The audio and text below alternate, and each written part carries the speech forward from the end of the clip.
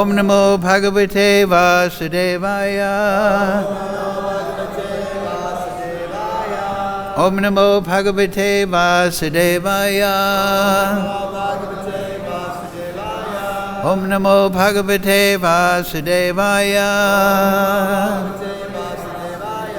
All together, please. Om Jnana Timirandasya Ganandana Salakaya Chakshurunmilitam Yena Tasmai Shri Gurave Namaha. Shri Chaitanya Manobhistam Stapitam Yena Bhutale Swayam Rupa Kadamayam Didati Swapadantikam Vandeham Shri Guru Shri Yukta Padakamalam Shri Gurun Vaishnavamscha Shri Rupam Sagrajatam Sahagana Raganatam Vitam Tam Sajivam Sadvaitam Savadutam Pridana Sahitam Krishna Chaitanya Devam Shri Radha Krishna Padang Sahagana Lalita Shri Vishakam Vitamscha He Krishna Karna Sindhu Dena Bandhu Jagatpate Gopesha Gopika Kanta Radha Kanta Namostute Tapcha Kanchana Gaurange Radhe Vrindavaneshwari Vrishabhana Sutadevi Pranamami Hari Priye Vanchakalpatarubhyascha Kripa Sindhu Bevata Patitanam Pavnebhyo Vaishnavebhyo Namo Namaha Shri Krishna Chaitanya Prabhu Nityananda Shri Advaita Gadadhara Shivasadi Gaur Bhakta Vrinda Hare Krishna Krishna Krishna Hare Hare Hare Ram, Ram Ram, Hare Hare. So reading from Srimad Bhagavatam, translation and commentary, His Divine Grace, Sri Lesa Bhaktivedanta Goswami Maharaj, Srila Prabhupada Ki Jai. So today's verses 32 and 33, chapter 3 of Canto 8, chapter entitled Gajendra's Prayer, Prayers of Surrender. So, please repeat. Shonta Sarasi Urabhalena Grihita Ato Dristva Gurudmati Harim Kya Upata Chakram Ukshipya Sambhuja Karam Giram Aha Krishkran Narayana Kila Guru Bhagavan Namaste Sunta Sirasa Urabhalena Grihita Arto Drisva Gurutmati Harim Kya Utpatta Chakram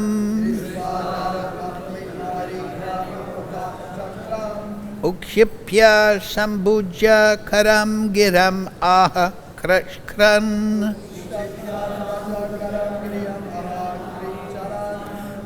Narayana Kila Guru Bhagavan Namaste. Please, word for word, please repeat. Saha, he, Gajendra, Antasarasi, in the water, Urubhalena, with great force, Grihita, who had been captured by the crocodile, Ataha, and severely suffering, Dristva, upon seeing, Gurudmati, on the back of Garuda, Harim, the Lord, K, in the sky, Upatta Chakram, wheeling his disc, Utshipa, Utshipya, raising, Sa Abhuja Karam, his trunk, along with a lotus flower, Giram Aha, uttered the words Krichkrat with great difficulty because of his precarious condition. Narayana. O my Lord Narayan. Akila Guru. O Universal Lord. Bhagavan. O Supreme Personality of Godhead. Namaste. I offer my respectful obeisances unto you. Translation, Srila Prabhupada. Gajendra had been forcefully captured by the crocodile in the water and was feeling acute pain. But when he saw that Narayan, wielding his disc, was coming in the sky on the back of Garuda, he immediately took a lotus flower in his trunk, and with great difficulty, due to his painful condition, he uttered the following words: O my Lord, Narayan, Master of the universe, O Supreme Personality of Godhead, I offer my respectful obeisances unto you. Please repeat. Gajendra had been forcefully captured by the crocodile in the water and was feeling acute pain. But when he saw that Narayan, wielding his disc, was coming in the sky on the back of Garuda, he immediately took a lotus flower in his trunk, and with great difficulty, due to his painful condition, he uttered the following words: O my Lord, Narayan, Master of the universe, O Supreme Personality of Godhead, I offer my respectful obeisances unto you. Purport, Srila Prabhupada. The king of the elephants was so very eager to see the Supreme Personality of Godhead that when he saw the Lord was coming in the sky with great pain and in a feeble voice, he offered respect to the Lord. A devotee does not consider a dangerous position to be dangerous, for in such a dangerous position he can fervently he can fervently pray to the Lord in great ecstasy. Thus a devotee regards danger as a good opportunity. Tatte nukampam sak susam mikshashamanaha. When a devotee is in great danger, he sees that danger to be the great mercy of the Supreme Lord, because it is an opportunity to think of the Lord very sincerely.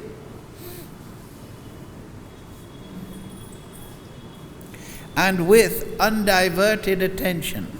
Tattena nukapatham sikshamana bunjitaha. Evam kritam vipakkam. Srimad Bhagavatam 10.14.8. It's interesting to note that Prabhupada quotes that verse twice, doesn't he? He does not accuse the Supreme Personality of Godhead for having let his devotee fall into such a dangerous condition. Rather, he considers that dangerous condition to be due to his past misdeeds and takes it as an opportunity to pray to the Lord and offer thanks for having been given such an opportunity. When a devotee lives in this way, his salvation, going back home, back to Godhead, is guaranteed. We can see this to be true from the example of Gajendra, who anxiously prayed to the Lord and thus received an immediate chance to return back home, back to Godhead. Jai. So, I've been also asked to include verse 33, which doesn't have a purport. So I'll just read the Sanskrit and then we'll do the English together. Sanskrit. Tam Viksha Patitam Ajja Sahasravartitya Sagraham Asu Sarasa Kripa Yo Jahara Grahad Vipaktita Mukud Arina Gajendram Sampash Yatam Hari Amum Uchad Uri Chanam, which translates as, thereafter, seeing Gajendra in such an aggrieved condition, the unborn Supreme Personality of Godhead, Hari, immediately got down from the back of Garuda by his causeless mercy and pulled the king of elephants along with the crocodile out of the water. Then, in the presence of all the demigods who were looking on, the Lord severed the crocodile's mouth from its body with his disc. Yeah, it's in the verse it says from the mouth. But you would think that that meant that the head was severed, right? Very difficult to sever just the mouth. So the Sanskrit does say mukat, from the mouth, separated the mouth. So it must mean he cut the head off, and in that way separated the mouth. Yeah. Crocodiles have a big mouth, yeah. That's true. So, pull the king of the elephants along with the crocodile out of the water. Then, in the presence of all the demigods who were looking on, the Lord severed the crocodile's mouth, which must include the head, from its body with his disc. In this way he saved Gajendra, the king of the elephants. Please repeat. Thereafter, seeing Gajendra in such an aggrieved position, the unborn Supreme Personality of Godhead, Hari, immediately got down from the back of Garuda by his causeless mercy and pulled the king of the elephants along with the crocodile out of the water. Then, in the presence of all the demigods who were looking on, the Lord severed the crocodile's mouth from its body with his disc. In this way, he saved Gajendra, the king of the elephants. Makam karochi vachalam pangam malaite grim yad kripa tamam vande Shri Gurun dinatarinam. So, Gajendra had been forcefully captured by the crocodile in the water and was feeling acute pain. But when he saw that Narayan, wielding his disc, was coming in the sky on the back of Garuda, he immediately took a lotus flower in his trunk, and with great difficulty, due to his painful condition, he uttered the following words: O my Lord Narayan, Master of the universe, O Supreme Personality of Godhead, I offer my respectful obeisances unto you. Thereafter, seeing Gajendra in such an aggrieved position, the unborn Supreme Personality of Godhead, Hari, immediately got down from the back of Garuda by his causeless mercy and pulled the king of the elephants, along with the crocodile, out of the water. Then, in the presence of all the demigods who were looking on, the Lord severed the crocodile's mouth from its body with his disc. In this way he saved Gajendra, the king of the elephants. Jai.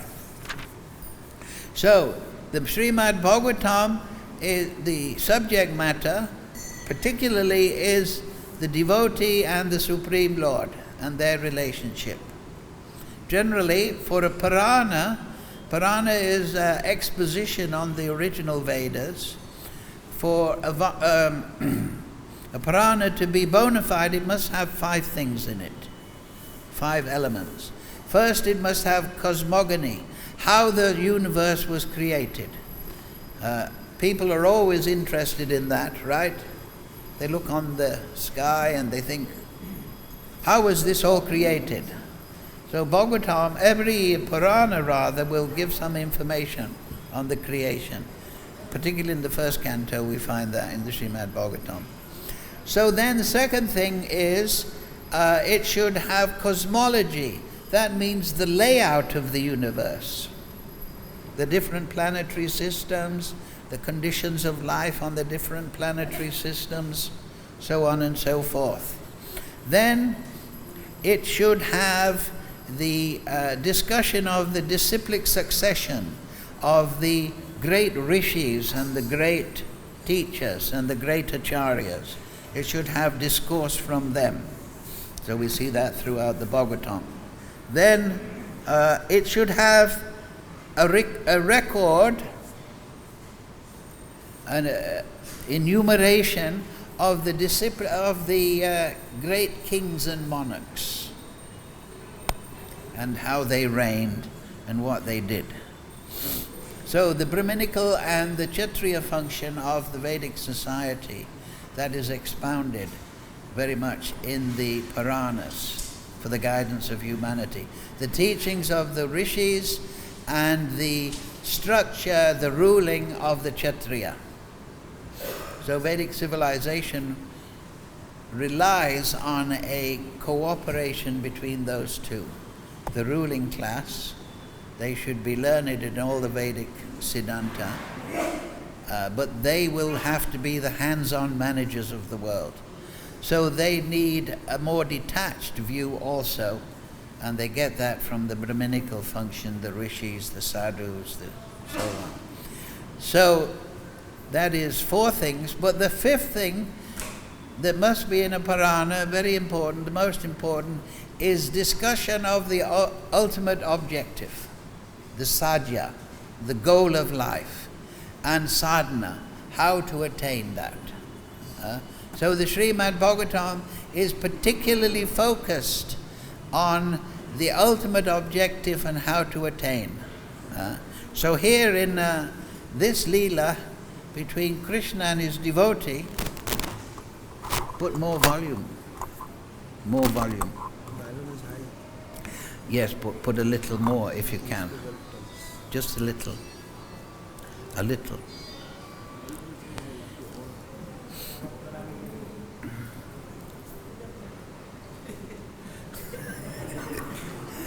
The volume is high, but it's not loud enough.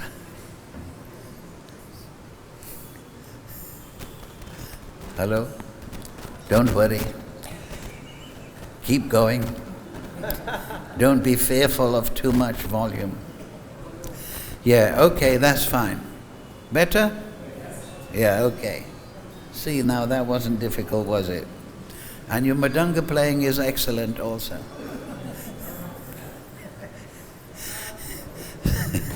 So, okay, I hope you all can hear better now. So what were we saying? So Gajendra, great devotee, how did he become an elephant? Of course, this is a remarkable story for people who have no spiritual knowledge, right? Here's a Gajendra and the Supreme Lord, and the Gajendra, he's offering prayers and lotus flowers, and he's in the river with a crocodile. So if somebody just read this without taking shelter of Guru, without performing sadhana bhakti, he would think this is all very extraordinary. This is just a story. This is some kind of illustration. But of course, devotees, they understand the root of spiritual knowledge is that we're not this material body. We're the soul. And that the Supreme Lord, who is the Creator, the absolute truth, is not a void or some impersonal energy. He's an unlimited Supreme Personality. And out of his unlimited imagination and creative impetus, he has created vast areas of different lokas where different conditions of life exist. Just like if a government, it creates a huge city.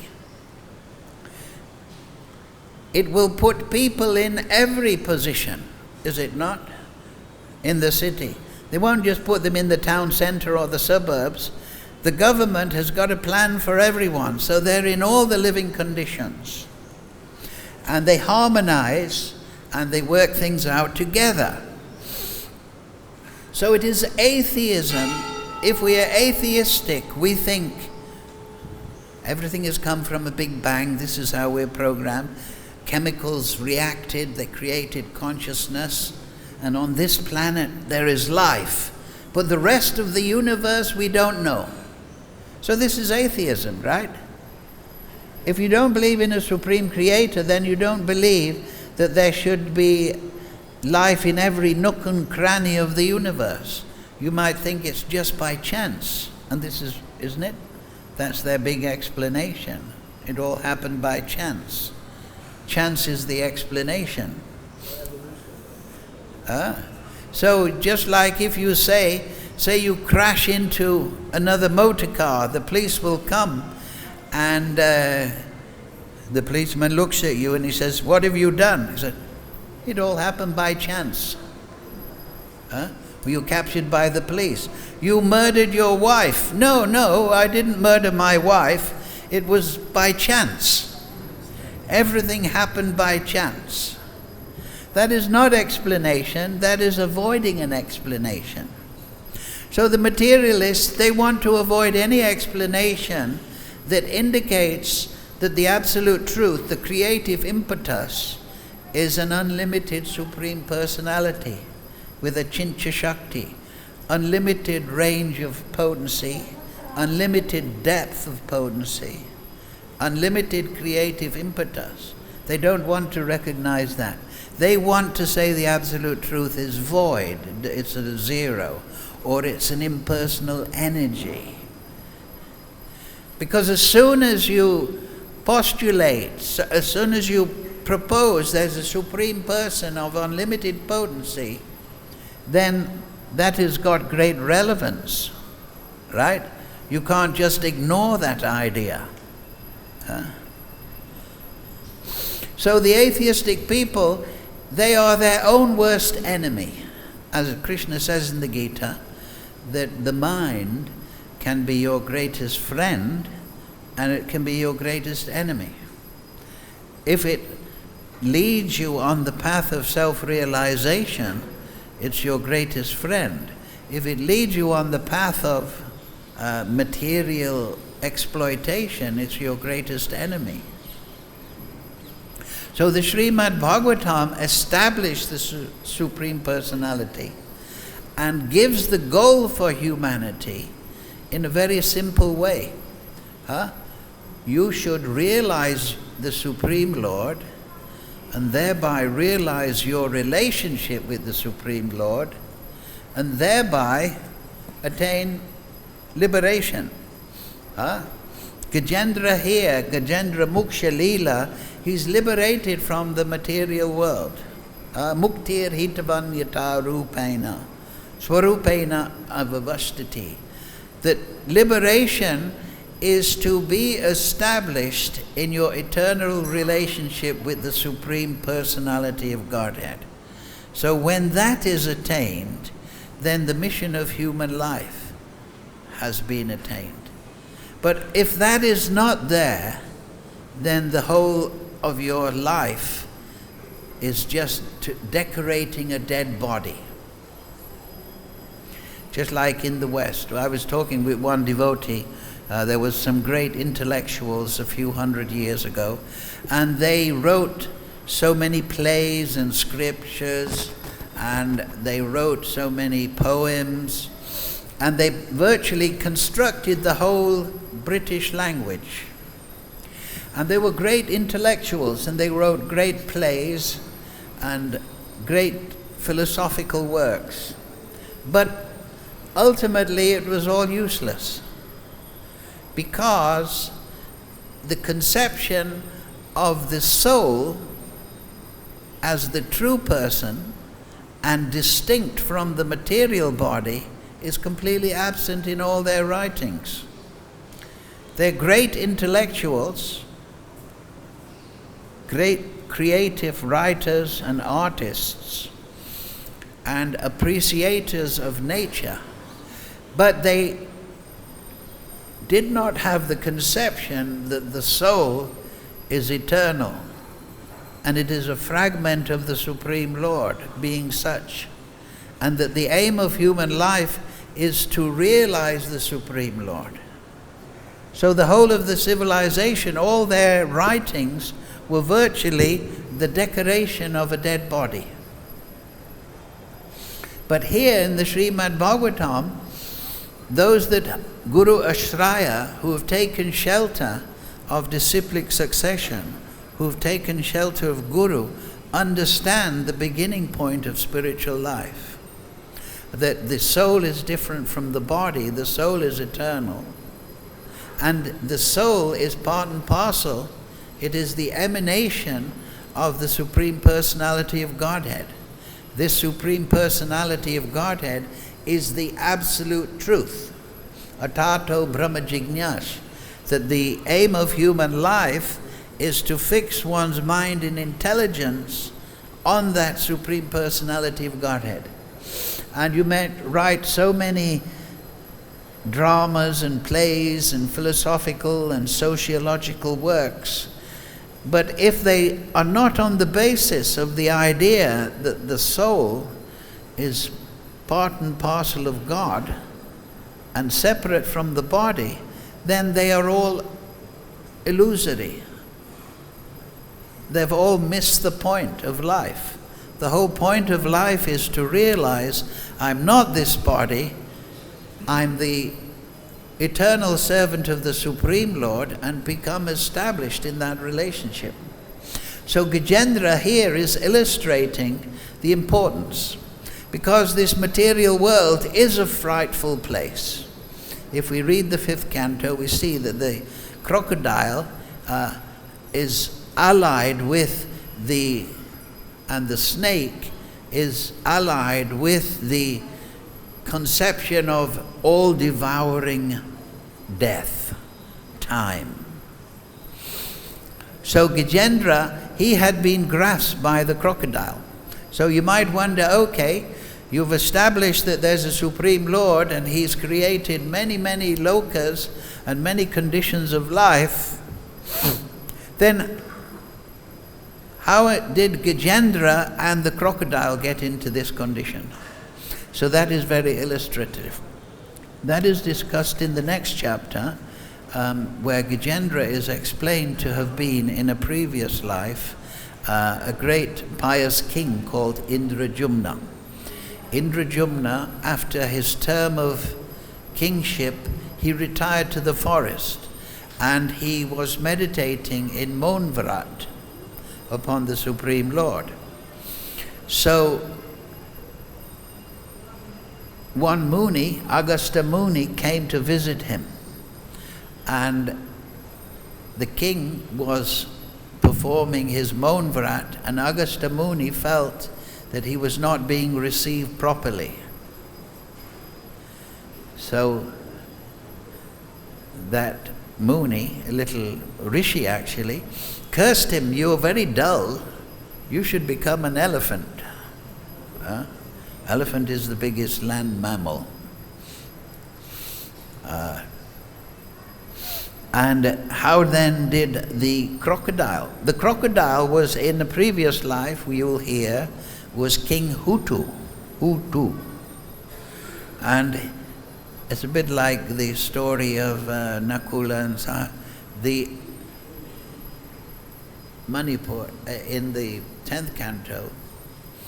He was enjoying in the river with many beautiful maidens. Kings sometimes do that. They have an entourage, and he was playful there. But similar, in the river, Palasya Muni was there also. So the king dived below the water and he grabbed hold of the Muni's leg, pretending to, like, you know, crocodile's got you. But don't mess with the Muni. Because he cursed him also. He says, "Oh, you think you're a very clever little animal in the river? You can become a crocodile." So of course, Mahatmanas Ahor Vimuktes, that the Dwara Maho Vimuktes, the sadhu is the door to liberation.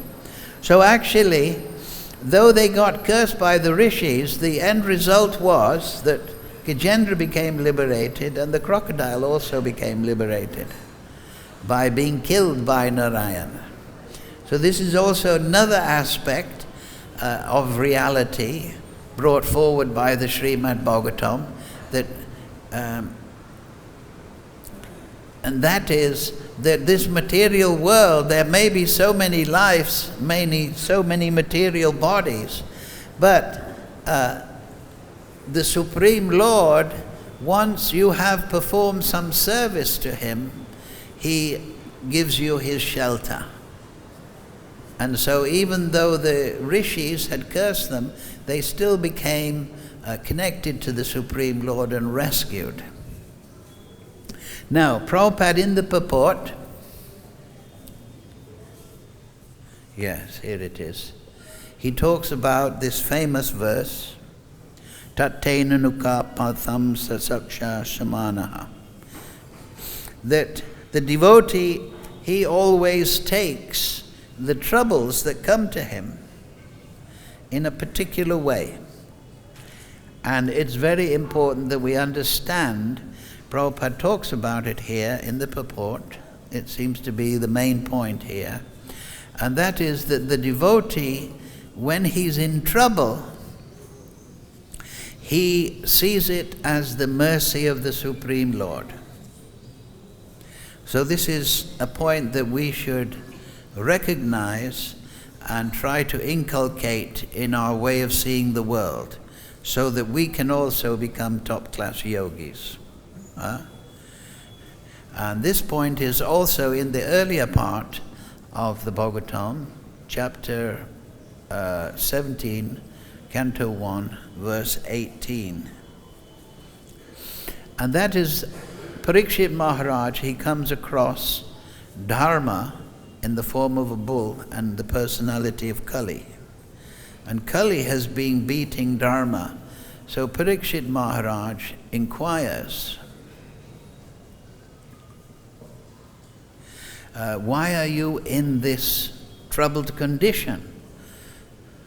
He suspects Kali has made this trouble, but why are you in this troubled condition? He talks to Dharma. And how does Dharma answer? O greatest among human beings, it is very difficult to ascertain the particular miscreant who has caused our suffering, because we are all bewildered by different opinions of theoretical philosophers. So Dharma, he's been attacked by Kali, but he doesn't say it's his fault. It's very difficult.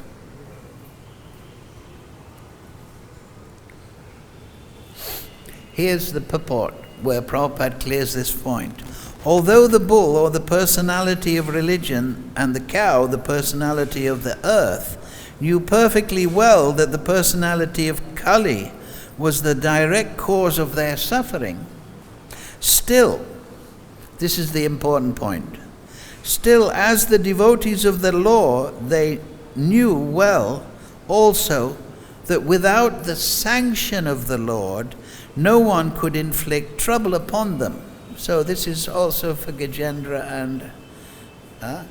So yes, the localized fault is Kali, but without the sanction of the Supreme Lord, Kali cannot do anything. According to Padma Puran, our present trouble is due to the fructifying of seedling sins, but even those seedling sins are also gradually faded away by execution of pure devotional service. Thus, even if the devotees see the mischief mongers, they do not accuse them for the sufferings inflicted. They take it for granted that the mischief monger is made to act by some indirect cause, and therefore they tolerate the sufferings, thinking them to be God-given in small doses, for otherwise the sufferings should have been greater. Parikshit Maharaj wanted to get a statement of accusation against the direct mischief monger, Kali. But they, the cow and the bull, decline to give it on the above-mentioned grounds. Speculative philosophers, however, do not recognize the sanction of the Lord. They try to find out the cause of suffering in their own way. I encourage you to read the purport. It's very wonderful. So the devotee, he doesn't blame the immediate cause. He sees it as a result of his previous activities. And the suffering that is coming at the moment, that is sanctioned by the Supreme Lord. And with this mentality of seeing it in relationship to the Supreme Lord, he remains a yogi. He doesn't see it as a speculative philosopher. I'm being beaten by this person because this person is a Rakshasa, demon, and he should be put in prison, and I'm innocent. I'm just standing here with the wife, and I'm being troubled. No, the devotee sees that this has the sanction of the Lord, and therefore he takes it as the mercy of the Lord, and therefore he maintains his Krishna consciousness. He doesn't apportion causality to the material cause, but he sees the efficient cause, that everything is the pastime, ultimately the expression, the creation of the Supreme Lord. What's that verse? Bahunam janmanam ante jnanavam mam prapadyante vasadeve savamiti sa mahatma sadola. After many, many births, one who is actually in knowledge surrenders unto me. What is that knowledge? Vasudeva savamiti. Everything is Krishna. Everything is his mercy upon me. Sa mahatma sadulabha.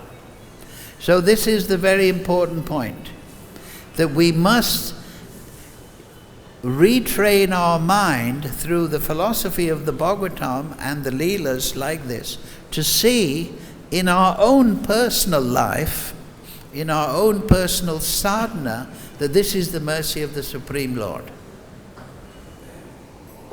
And then we can perform bhakti. And here, in the 29th chapter of the Bhagavad-Gita, of the 11th canto, it's called bhakti-yoga. So starting from verse number 4 of that 29th chapter, Krishna gives a very wonderful summation of bhakti. And if we understand this also, we start with the idea that everything is the mercy of the Lord, sanctioned by the Lord, and then on the basis of that platform, if we practice the teachings of Krishna here given to Uddhava, then we can very easily become firmly fixed in Krishna consciousness. So, text 8. The Supreme Personality of Godhead said, "Yes, I shall describe to you the principles of devotion to me, by executing which a mortal human being will conquer unconquerable death." This is how Gajendra conquered the crocodile of death. So again, we return to the main point. Always remembering me, one should perform all his duties for me without becoming impetuous. One should be patient. With mind and intelligence offered to me, one should fix his mind in attraction to my devotional service. One should take shelter of holy places where my saintly devotees reside, and one should be guided by the exemplary activities of my devotees, Gajendra, who appear among the demigods, demons, and human beings. With a pure heart. Now this is the important point now. And we'll see that Krishna really emphasizes this.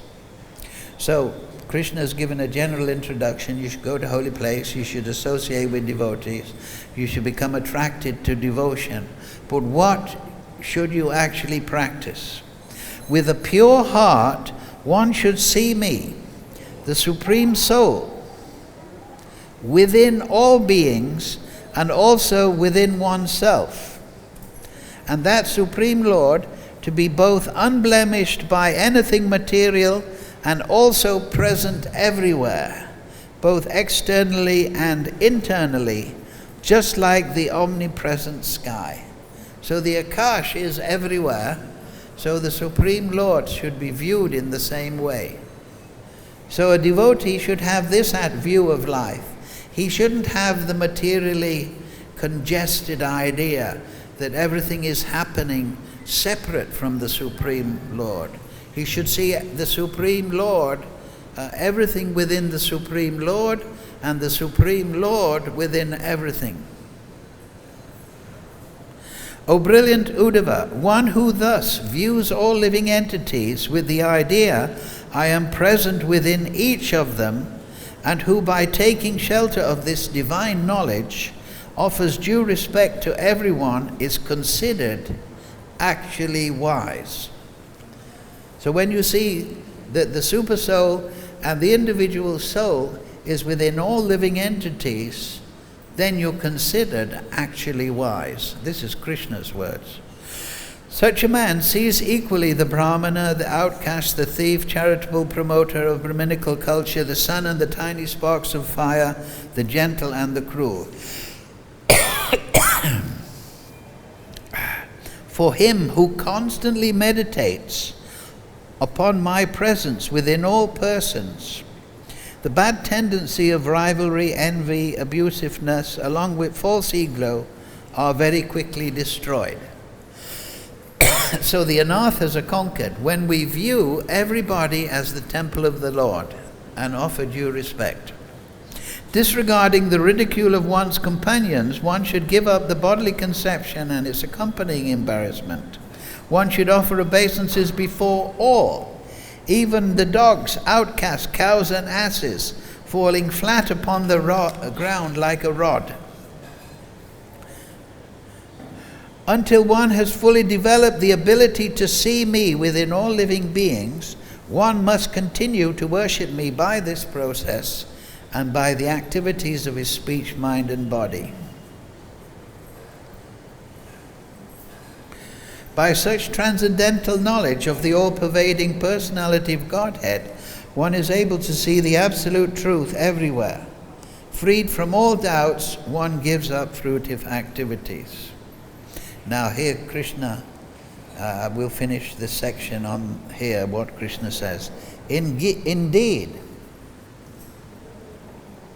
I consider this process, using one's mind, words and bodily functions, for realizing me within all living beings.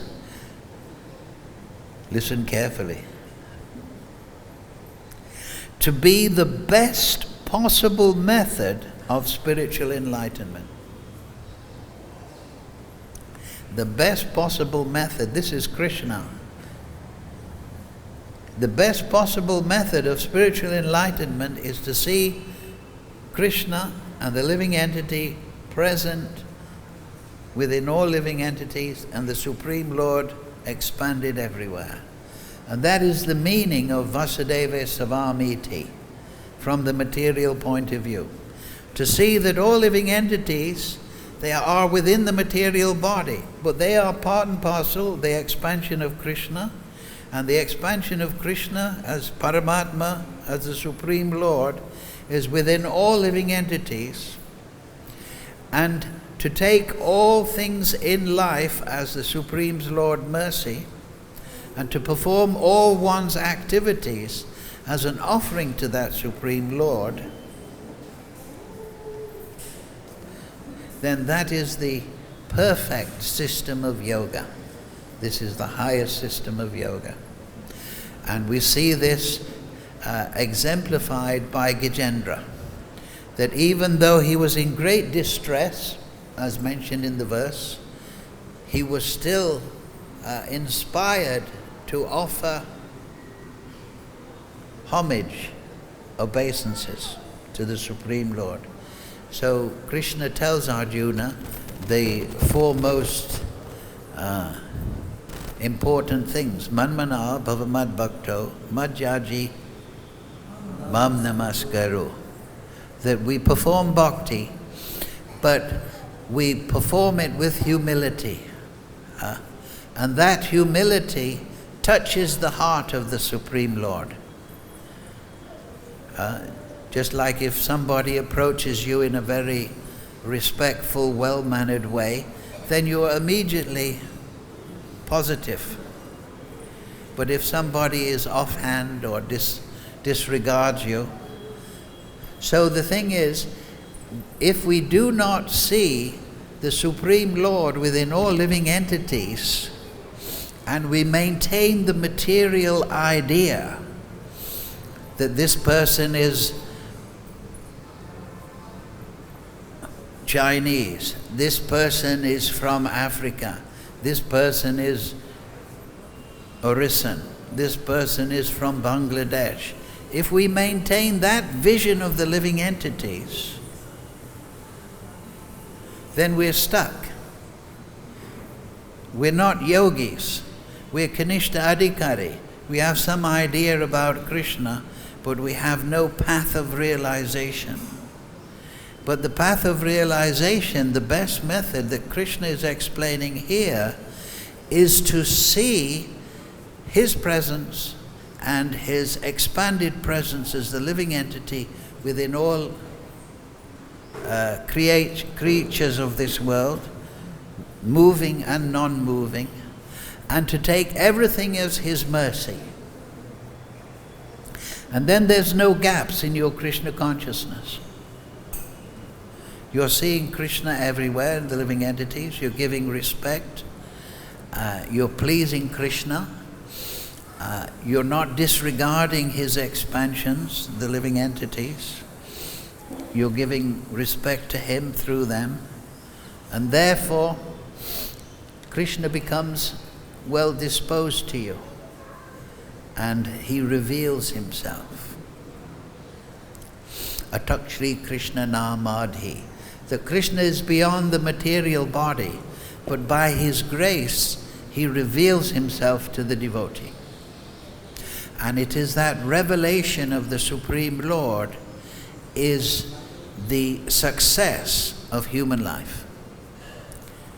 Hare Krishna, Krishna Krishna, Hare Hare, Hare Ram, Ram Ram, Hare Hare. So, any question?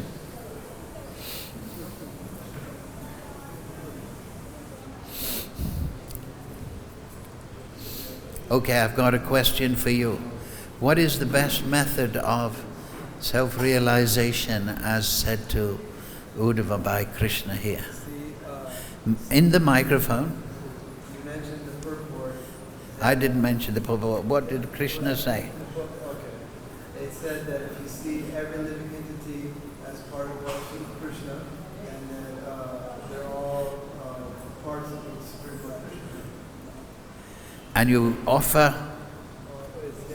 bow down like love them. well, you must offer respect to the living entities, because that is a way of respecting the Supreme Lord. Whereas if you don't respect the living entities, then you're disregarding the Supreme Lord, because you're an expansion of Krishna. So Kanishta Adhikari, he sees the deity, but he doesn't see the Supreme Lord expanded. So he's Pakrita Bhakta. He's Chaya Bhakti, shadow of a Bhakta, Vaishnava Bas. But if you really want to come to the platform of Vaishnavism, then we should take this as an invitation by Krishna. This is how you become Madhyamadikari. This is how you become Paramahamsa, by seeing the presence of Krishna and acting accordingly. Yes, go ahead. Thank you so much.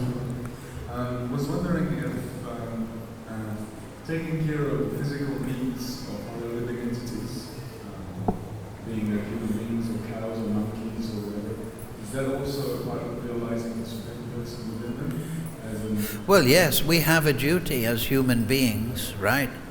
We are the shepherds of so many parts of the material energy. So to maintain the environment and to maintain dependent living entities nicely in harmony with their roles within material nature, and then that is our duty. That should always be done with the consciousness that you're serving the Lord. Yeah. Rather than like Vrindavan, he was a king, he wanted to look after everyone, but he wanted to be in the center. Right? Yeah, because of atheism, people want to exploit their situation. But if one is theistic, he wants to use his situation as service. And that is his inspiration. So, yoga is really a matter of consciousness. In the modern day, people think if I exercise my body, I'm doing yoga. That's okay. Keep yourself healthy. But the real thing is, what is in your consciousness? Right? So here in this Bhagavatam, in this section and this section, the 11th canto, we're really told this is how you should train your mind. At the beginning, we don't see the presence of the Supreme Lord, but we should see, yes, this is a conscious being, and it is alive because of the super soul and that soul within the body. So let me see that vision, at least theoretically. And then we can come to realization. And that's the Madhyamadikari. The Madhyamadikari sees the Supreme Lord everywhere as the living entity.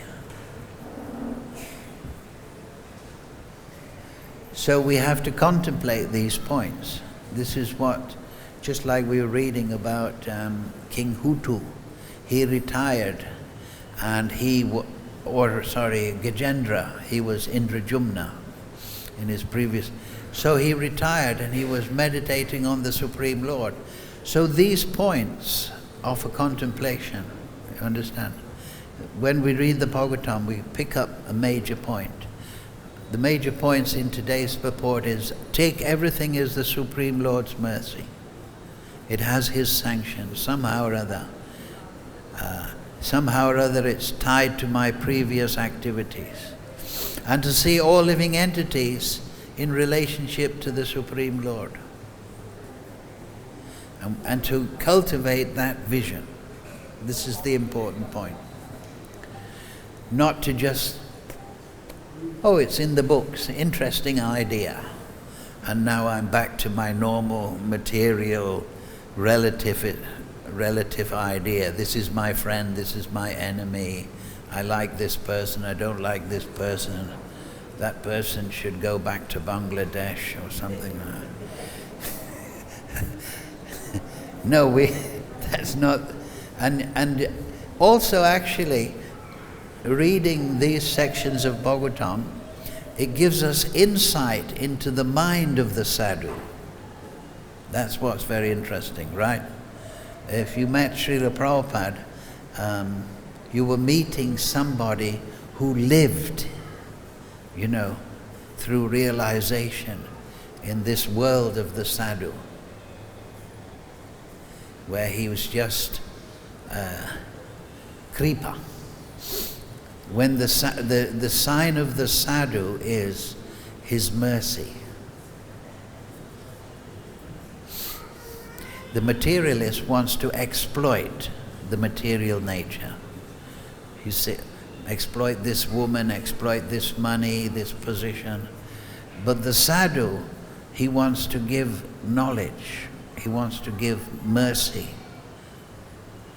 So therefore, he embodies, the sadhu particularly, the aspect of the absolute truth which gives mercy. And therefore Lord Chaitanya, he's Namo Mahavadanyaya Krishna Prema Pratayate, Patita Pavana Hetu. He's the devotee, Supreme Lord becomes a devotee, then he becomes the embodiment of Kripa. So yes, we see everyone as the living entity of Krishna, but then we also want to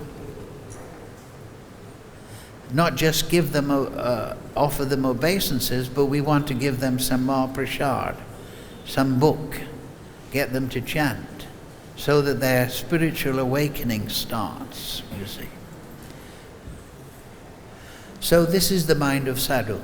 This is the mind of the devotees. And that's what the Bhagavatam is especially about. The relationship of the Supreme Lord and his devotees. And by studying this Leela, then we become purified. And these qualities which are natural to the soul become manifest. So it's not artificial, it's actually the true nature. So, Srimad Bhagavatam Sadhu Sangha Ki Jai. Srila Prabhupada Ki Jai.